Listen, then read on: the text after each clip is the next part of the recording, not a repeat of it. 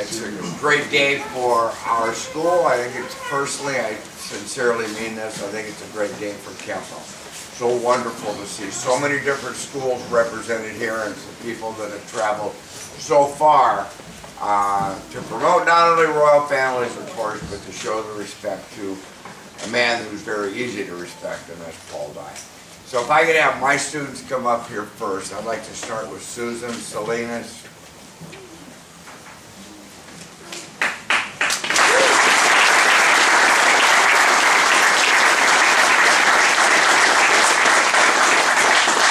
Dr. Rod Smith.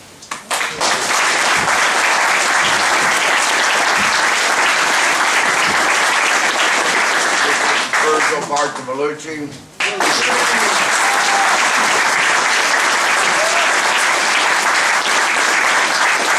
Barbara White.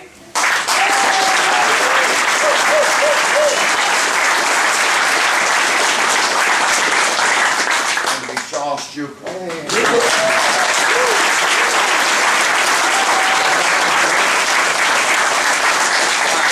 Years ago, a good friend of mine who owns a hair salon in Corona Del Mar brought many women up here to start a program. Many years ago. There's one woman left, and that's Susan Salinas. She met her husband here, one of my longtime friends and black belts, Jesse Salinas.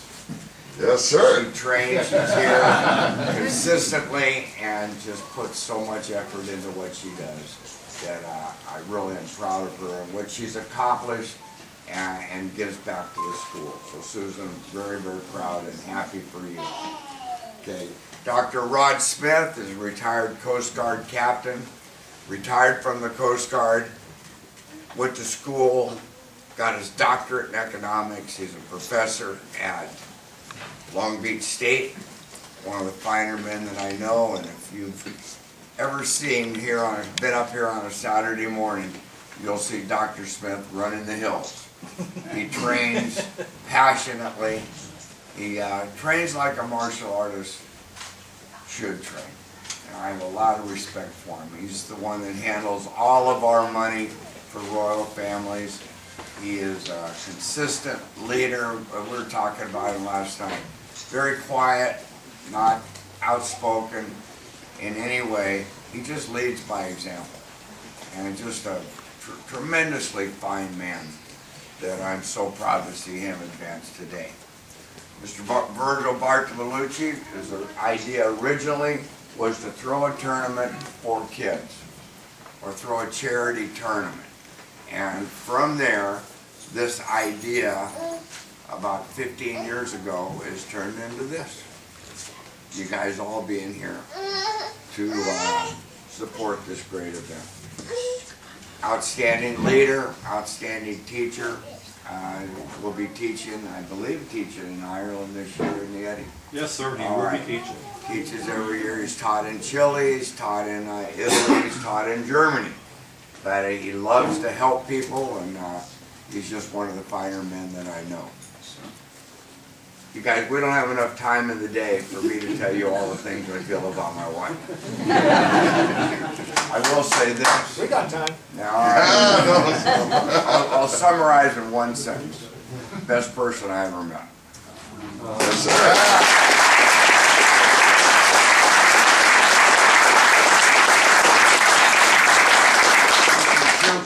Is a dedicated martial artist. He came here as a black belt, but has been just dedicated to being in service and helping people very much, as all of these people are, very much involved in the promotion of our tournament, making our tournament the success that it is and has been every year. I think he's, for one thing, he's brilliant. I think he's getting ready for your 4th master's degree. Working on it, sir. Yeah. Yes, sir.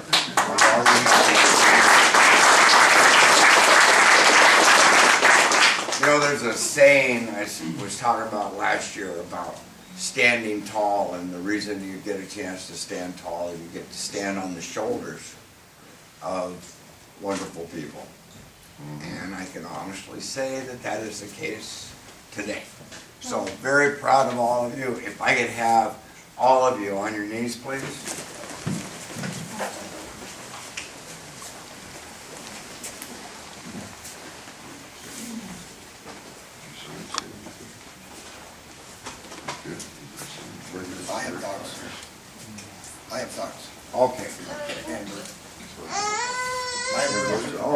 don't I just give this where it belongs?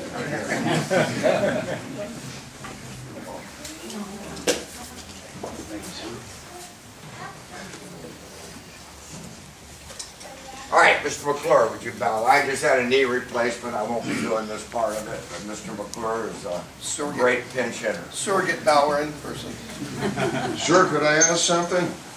I see this as an older belt. Could you give us any history on that one? Yeah, I can.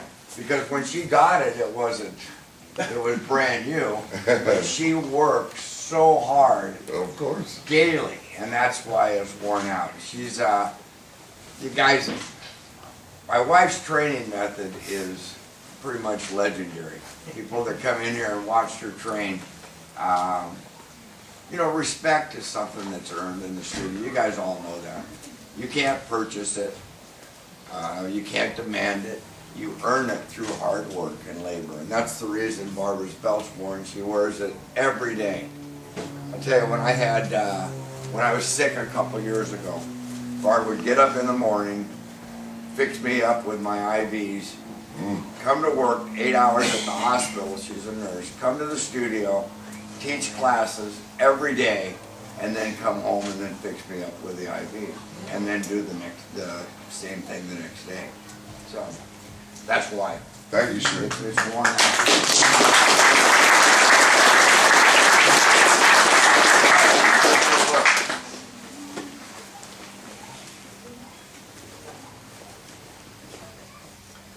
Place both hands on the belt, deep out.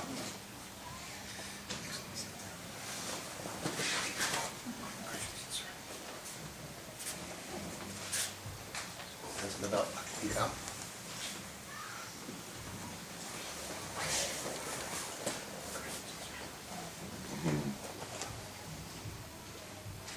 Place both hands on your belt, deep out.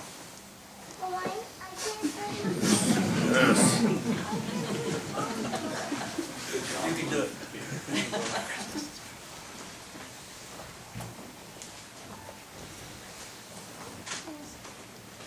Place both hands on your belt, deep out.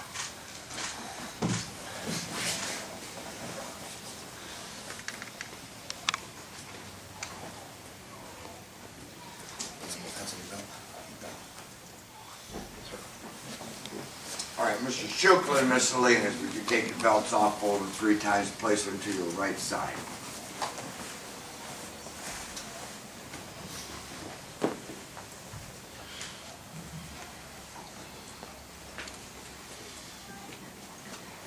All right, everybody put their belts on.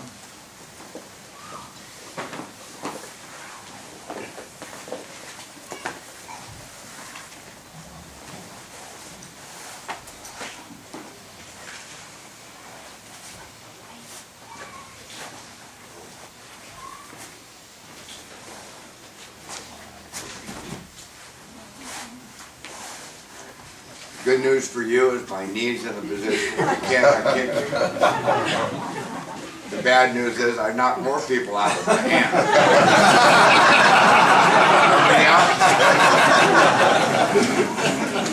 All right, Susan. Down your horse. Yeah, and bow. Congratulations, Susan. Rod. Yeah, and bow.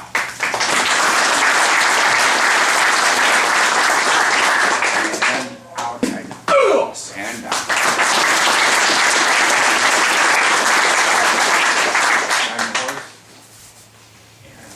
And bow.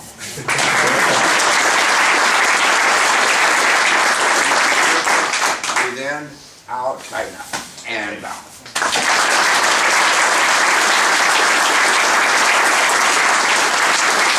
All right, real quick, if you guys were wondering why the women get hit in the legs, I had a student, he started with me when he was 10 years old. Now he's probably close to 50. He's a neonatologist, and he's an attorney, and he's a pilot. He's an unbelievably accomplished person. But his advice to me, even as my student, he's given me advice.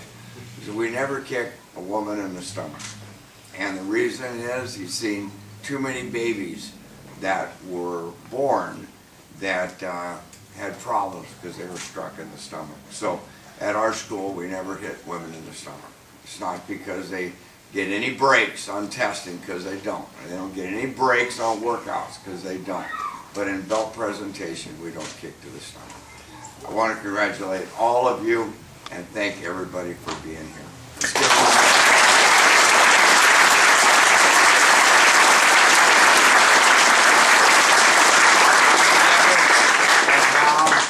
All right, you guys start the form of the circle. All right. Okay. 5 ranks. Okay, for the circle around for Mr. Dye, right? Yes, I'm going to go Dave Thompson right Oh, now. and Dave Thompson. Okay, Mr. Thompson. Oh, I'm sorry. That's okay. Jump through. That's okay, that's okay. Mr. Normandy. For the people that don't know Mr. Normandy, he started with me when he was 12 years old. So he's been with me for 24 years. He doesn't look that old, but he has been. He is now being promoted to my highest ranking black belt.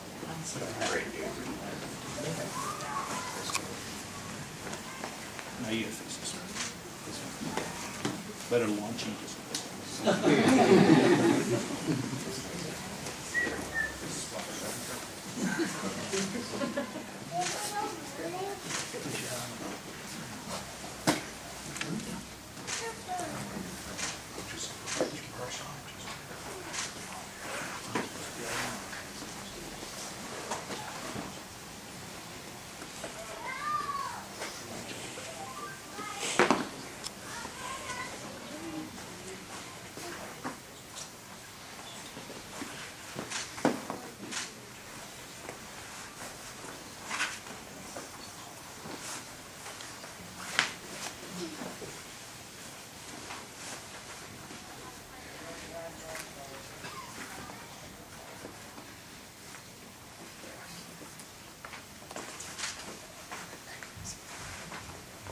So we place our belt behind us because that's our past as we move forward.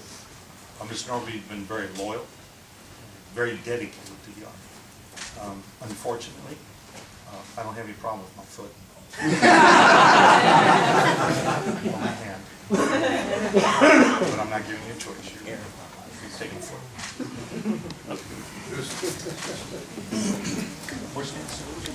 On 3. 1, 2, 3.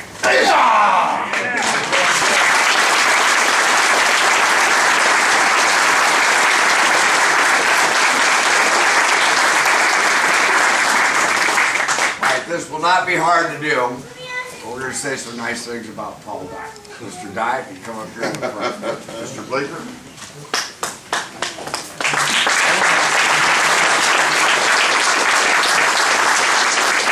I've known Paul Dye, Mr. Dye, for a long time. And the first thing I want to mention about him is that he is a champion of service. He is a man that when you call him and you need something, the first 3 words out of his mouth are, whatever you need. And the next thing is, where do you want me and what time should I be there? He never asks for any money, he never asks for anything, he just comes to be of service. And that's been going on for a long, long time, and he's been certainly to be commended for that. I believe, I want to talk a little bit about his martial art.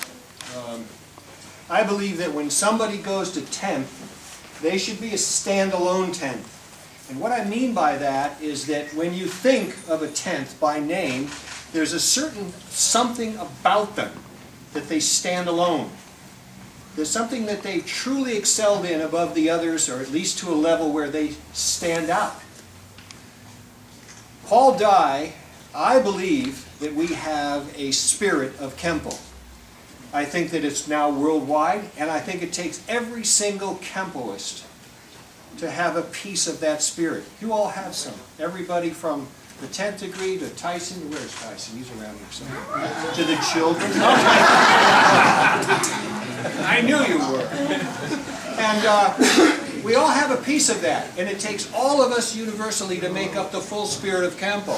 I talked about that at the Legacy. We can't do this alone. You know, one monkey is no monkey. You know, one chimpanzee is no chimpanzee. You can't do Kenpo by yourself. We need each other. And so, with Mr. Dye, he understands that spirit. And if you've ever watched his Friday Night Line, if you've ever seen him run it, be in it, or been to his garage, you know exactly what I'm talking about. Because the spirit of Kenpo is connected to us emotionally. And this man has tremendous emotion for Kenpo. And if anybody's ever worked with him, you know exactly what I'm talking about. Bruce Lee and Dan and Asano had a lesson one time. And Bruce was teaching Dan how to punch better. And Dan was down in a stance, and Bruce was in front of him, and he'd say, punch, and he'd punch. And he'd say, punch, and he'd punch. And he'd say, harder, and he'd punch. And Bruce kind of shook his head for a second, and he walked over to Dan and Asano, slapped him in the face, and punch! And Danny was and he fired it out there. And Bruce stood back, he said, ah, now you get it. Now you're punching. He had captured Danny's emotional, what Bruce referred to as the emotional content. That he said, express yourself. That is Mr. Dye. When you watch him move and you watch him express himself, it's pure emotion, it's pure spirit. And I don't think there's anybody in Kenpo that I know who has a stronger connection than Mr. Dye does. I'm going to give you two examples. I hope you remember this. When I interviewed Paul for the international journey, I came to his house. We sat in your living room, remember? And as I interviewed him, there were times when he stopped. He couldn't go on. He's choked up, tears in his eyes. That's emotion. And Patty would lean over and say, it's okay, Paul.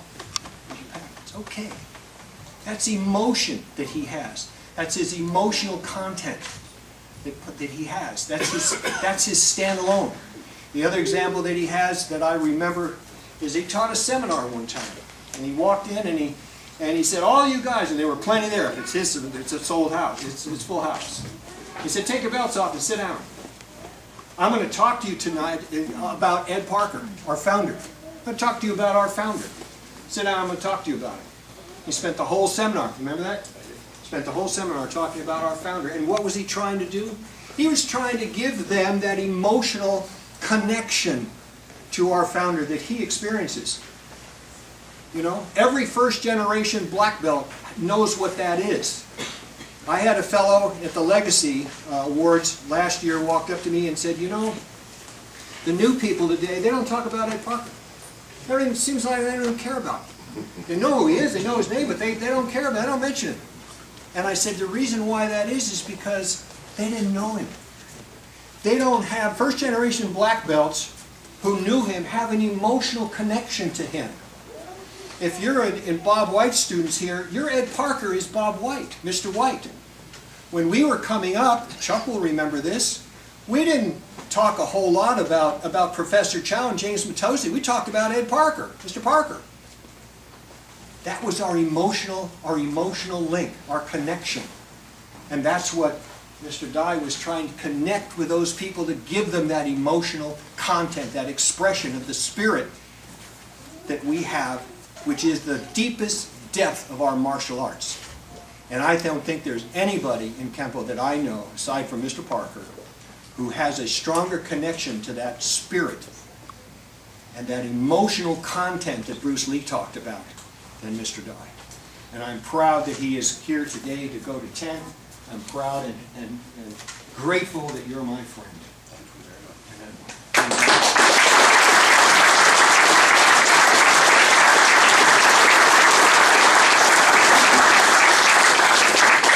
I know we all have some wonderful stories that we could share about Paul Dye. You know him, you respect him. I would like to open it up for some of the 10th degrees, if Master Sepulveda. Who? If you would like to say something. I remember the first time we met. I remember watching him compete the first time at the Internationals. What Mr. Bleecker was talking about was absolutely true. Yep. You sit there and I went, holy cow, what's this guy mad at? But it was just his intense way of delivering the techniques that he did, the way he explains and I think teaches, really gets to the heart of what Mr. Bleecker was talking about. It's the real deal. I'll share a quick story. when I first started going to Ireland, by the invitation of Mr. Downey, nearly 30 years ago now, right? Yeah. And after a few years, I mean, the amount of talent over there and the people that are really hungry for, I think, Kenpo, from people from the stateside, Mr. Downey decided to ask Mr. Dye to come over. And he goes, "What do you think?" I said, "Oh gosh, absolutely, if we can get him on a plane." We got him on a plane. And it was just amazing how they adapted to him. It was a lot of fun. We had a lot of fun. We walked to a lot of different places to eat. It was just a lot of fun. Really cool side of that thing is that I always wore shorts, right? Every time you see him, he's on shorts. He's the only guy in Ireland that wore shorts. Until recently, anyway. We were on our way back, I think, right? We're on our way back from lunch. And this girl goes, she walks by and she goes, she drops right to her knees and she goes, "Where's your pants?" He captures them everywhere. Great personality, he's been a great friend, great supporter, and I really appreciate their friendship.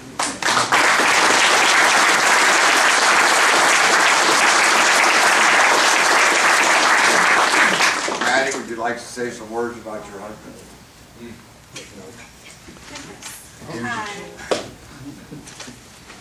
He is an amazing person. His Kenpo is magnificent, and there isn't a time on the mat that he never teaches without talking about Mr. Parker, and there's never a time on the mat when I don't learn. And it's just incredible the knowledge that he has, and he's just so willing to share.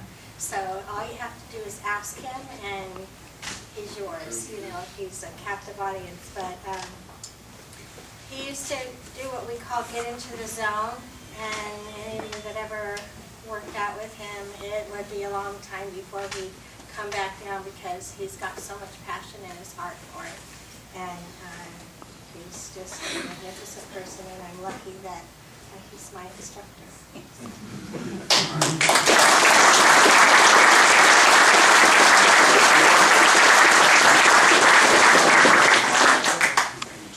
You know, it's very humbling being here today. I grew up, I'm first generation, I'm probably the youngest of the first generation in diapers coming along. I love Bruce Lee, but reality for me is this gentleman over here, Benny the Jet Eukitis. That was one of my instructors. As he was out in the Nationals whooping people, and I was like, oh my God, could I just be like that man? This fella's up there. No, you did that wrong. Bah! And this is the way you turn, and you sit, and you... And I was like, wow. And he's been doing it. I don't know, decades after decades, and it's really nice in my heart to see people stop and take a moment to give back to the people that have given us our art. That happens to be one of them. That one over there is mine. This one out there is always where I look at people looking up and go, oh my God, how did he, bang, and here we go turning, and I'm going, okay, we need to move like that. These are some greats, and to be here and see people being so humble and kind and paying respects to people that actually did something is wonderful. Thank you, sir, for giving me the moment.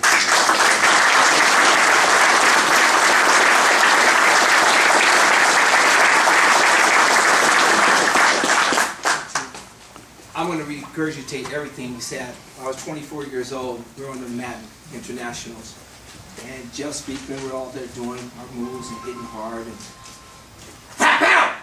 What the hell is that? We're the best ones. He said, no, you need to look over there. Be good. 38 years later today, I was watching the kid move, and his stances were just dynamic. And I said, he looks like Paul Dye. Who's your teacher? Paul Dye.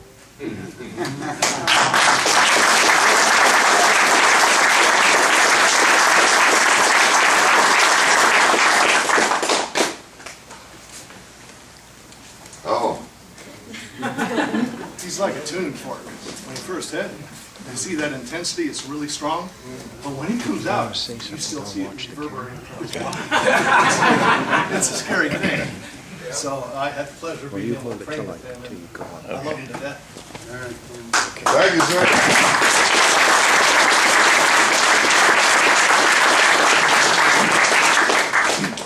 Paul and I never had the opportunity or the pleasure of being on the match together because we came up in different generations.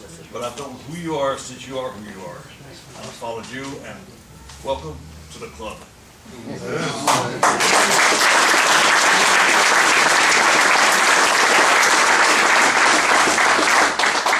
I just want to say something about Mr. Dye. I met him back in the internationals. I remember we opened up our school in 1989, me and Yosh and Frank, and they did their demo. I'd never seen the man move, and I saw him, and I just in shock, just by the power and intensity. And I've been following him. He's been probably one of the biggest influences in my career. The demos that we've done together, I've learned from you. Your lineage speaks for itself, with Dave Thompson, and all the way down to R.J. Kelly, everybody. And I just want to thank you from my perspective for everything you've done for me personally, and going to your promotions and seeing that lineage just grow and grow through your grandkids, and watching you compete in Boston after how many years of a layoff. He came in, those of you that didn't know, he went and competed at the internationals in Boston, and all of a sudden they said Paul Dye's competing, and he came up to me and he goes, "Sir!" And I go, "What?" He goes, "I am the first to hand in my ticket, and I am going to be the last to compete. Sir!" Boom, turn and walk away. And I'm holding this thing going, wow. And so he came up to me, and he did the competition, and you should have seen that auditorium just stopped. And the people who were competing looked and go, "What is that?" And I turned and I said, "That's self-defense." Because he takes it to a level that nobody has ever seen on the East Coast. And I got to present him his trophy, and that was one of the best highlights of my life. And thank you for everything.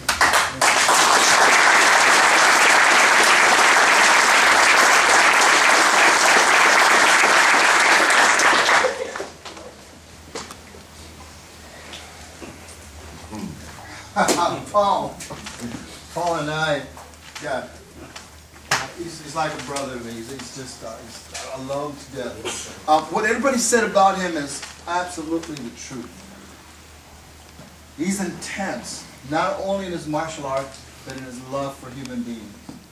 He is intense. He and I are friends for a long time, but his intensity of martial art and Kenpo itself speaks not only that, but outside of him with the students. Had the pleasure of knowing Kelly, Mr. Thompson, and a lot of other black belts, and working with him. Only had the pleasure of doing seminars with Mr. Dye, and sometimes I'd be doing my stuff, and I look over, I go, I gotta look like him, because you want to look like him. His intensity. If none of you guys have ever seen him move, you're just gonna go, wow. You know, and that's what I've done the very first time I saw him. I had the pleasure of seeing him again at one of my other friends, Brian Hawkins' school. At his tournament, we called him out to do a self-defense. That was, what, about 6 years ago? He said, "Get out there," and he did this intensity self-defense competition. And guess what? Of course, he took first place. But this intense man is just a valuable man, and he is one of the men that I do recognize and see going to 10th, because he certainly does deserve it.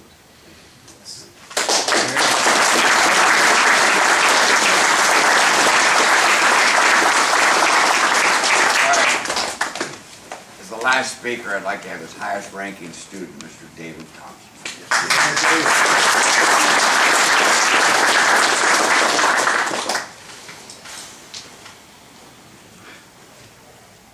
Yeah, look at him. Good deep breath, sir. You got it. You got it. 1972, first year I met him. First instructor, only instructor in my entire life. He's not only taught a massive amount of men and women, but what he's given to us can never be repaid. You know, what you may not know is Mr. Dye has been told he was Mr. Badass, Mr. Bitchin', Bob Bitchin', Elbow Freak. crazy psycho guy. And he's all of those things. He would go to a tournament and fly to another state that morning, win, and come back. He has never taken second. He's only taking first in Grand Champion. He's the only guy I know in Kenpo that has done 5 decades of first place and Grand Champion across the world. The only guy I know. He called me and says, hey, I want to do a comeback. He called me a year ago. I said, okay. He says, I'm going to enter self-defense. I said, okay. He goes, well, I'm older now, a little slower. What do you think? What are you asking me for? There's no answer. It's pretty simple. You're going to do it because no one does it like you. And I'll tell you one story. In the garage, working out our famous garage tactics.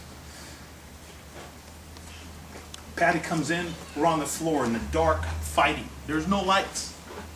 And she says, Dave, you need to go home. And that was at midnight. And so I had to go home. But he's that dedicated to everybody. But the story was, this night I was fighting. I was young, cocky, thought I was pretty good. So I bought it to Mr. Dye. Boom, I cracked him one time. I thought, I'm pretty good. Start doing it again, boom, I crack him again. Now I'm thinking I'm really good. So he charges me all the way against the wall. Bang, bang, bang. Hits up against the door, breaks the door. All right, so I charge him back. Bang, bang, bang. This is a little dating time. The old cord phone on the wall. I smash him up against the wall. That phone pops up in the air. He grabs the phone in midair, hits me in the head with it, and chokes the crap out of me. That's why he is Mr. Badness. I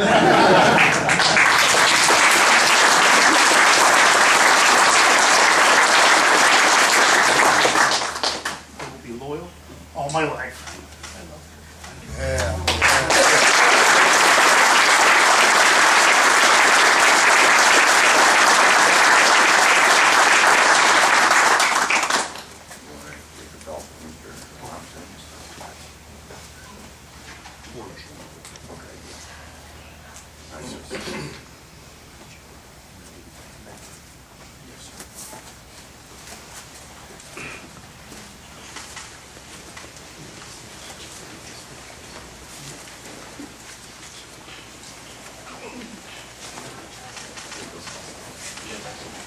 Black belts move up to the front, okay? Black belts move up to the front.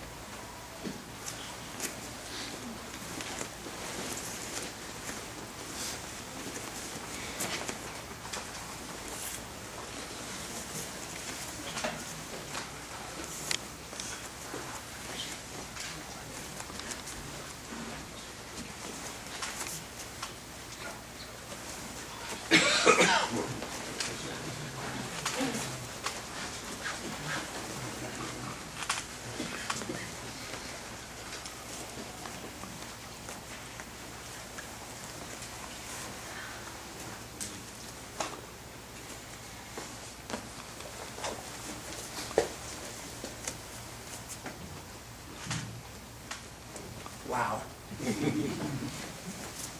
Paul.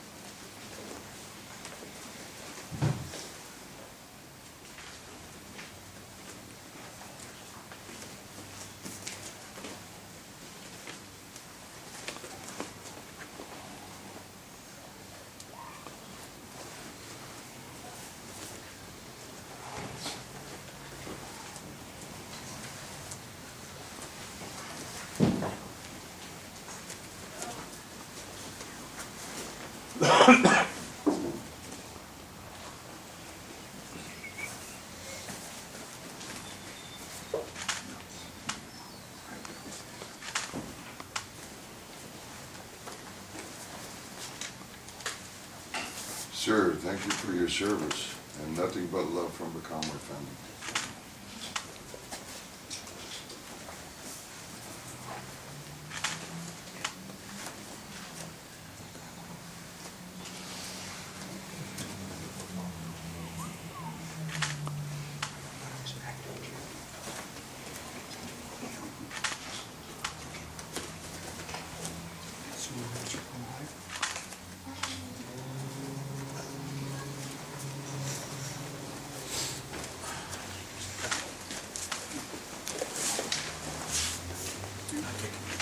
He said his leg was already Broken in it. Ah. I was there for your brown belt.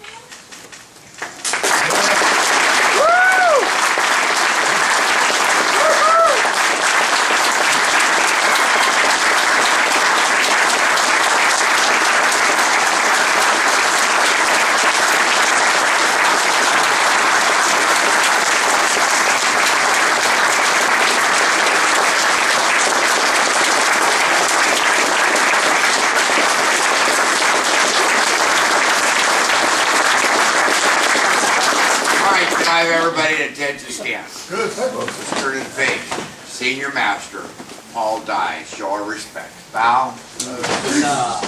One more round of applause.